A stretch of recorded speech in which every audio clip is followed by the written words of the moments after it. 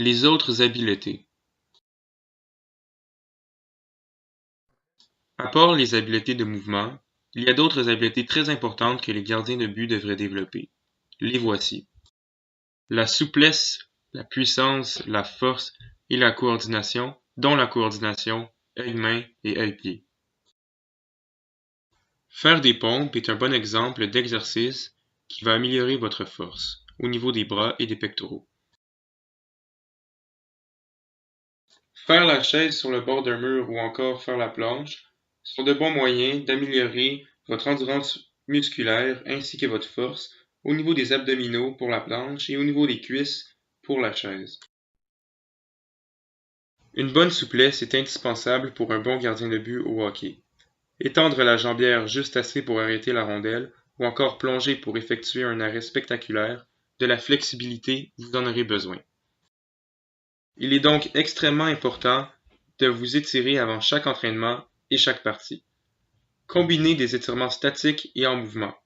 C'est principalement le bas du corps qu'il faut étirer, surtout l'aine. Par exemple, en étendant les jambières d'un bord puis de l'autre, vous diminuez les risques de blessures graves au niveau de l'aine. L'étirement sur la séquence présente permet d'étirer les muscles sous la cuisse et dans le genou.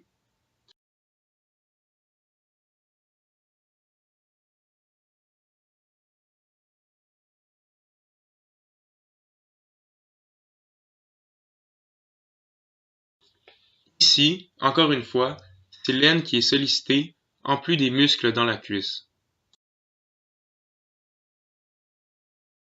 La routine que je vous ai démontrée dans la dernière séquence est un bon moyen de s'étirer avant d'aller sur la patinoire.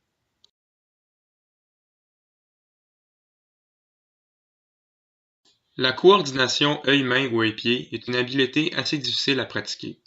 En effet, les entraînements avec les balles de tennis ne sont pas assez efficaces que ça, parce que ni la couleur ni la forme de ces balles sont identiques à celles d'une rondelle de hockey.